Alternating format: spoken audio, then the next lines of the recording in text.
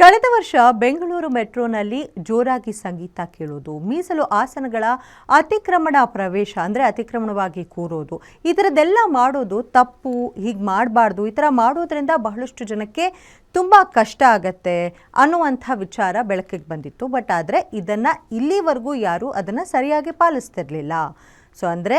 ನಿಯಮಗಳನ್ನು ಉಲ್ಲಂಘನೆ ಮಾಡುವಂಥ ಪ್ರಕರಣ ಬಹಳಷ್ಟು ವರದಿಯಾಗಿತ್ತು. ಸಹ ಪ್ರಯಾಣಿಕರಿಗೆ ಆಗುವ ತೊಂದರೆ ತಪ್ಪಿಸೋಕೆ BMRCL ಜಾಗೃತಿ ಅಭಿಯಾನ ಆರಂಭಿಸಿದೆ. ಸಹ ಪ್ರಯಾಣಿಕರಿಗೆ ಕಿರಿಕಿರಿ ಉಂಟು ಮಾಡುವ ನಡವಳಿಕೆ ಮಾಡಬಾರದೆಂದು ನಿಯಮಗಳನ್ನು ಪಾಲಿಸುವಂತೆ BMRCL ಸಾಕಷ್ಟು ಬಾರಿ ಸೂಚನೆ ಕೂಡ ನೀಡಿತ್ತು. ಮೆಟ್ರೋ ರೈಲ್ನಲ್ಲೂ ಈ ಬಗ್ಗೆ ಎಚ್ಚರಿಕೆ ನೀಡಲಾಗ್ತಿದೆ. ಆದರೂ ಪ್ರತಿನಿತ್ಯ ಒಂದಲ್ಲ ಒಂದು ಮಾರ್ಗದಲ್ಲಿ ಕಾನೂನು ಉಲ್ಲಂಘಿಸುವ ಪ್ರಕರಣಗಳು ನಡೆಯುತ್ತಿವೆ. ಮೆಟ್ರೋ ರೈಲ್ಗಳಲ್ಲಿ ಹೆಡ್ಫೋನ್ ಇಲ್ಲದೆ ಸಂಗೀತ ಕೇಳುವುದು, ಆಹಾರ ಸೇವಿಸುವುದು ಅಥವಾ ತಂಬಾಕು ಸೇವನೆ ಮಾಡುವುದು ಸಹ ಪ್ರಯಾಣಿಕರಿಗೆ ತೊಂದರೆಯನ್ನು ಉಂಟು ಮಾಡ್ತಿದೆ. ಅದೇ ರೀತಿ ಹಿರಿಯ ನಾಗರಿಕರಿಗೆ, ಗರ್ಭಿಣಿಯರಿಗೆ, ಅಂಗವಿಕಲರಿಗೆ ಮತ್ತು ಅಗತ್ಯ ಇರುವವರಿಗೆ ಮೀಸಲು ಆಸನಗಳನ್ನು ಬಿಟ್ಟುಕೊಡುವುದು, ಹಾಗೆ ಬಿಟ್ಟು ಕೊಡದೇ ಇರುವುದು ಎಲ್ಲರ ಕರ್ತವ್ಯವಾಗಿದೆ. ಬಿಟ್ಟು ಕೊಡಬೇಕು ಅನ್ನೋದು ಎಲ್ಲರ ಕರ್ತವ್ಯವಾಗಿದೆ.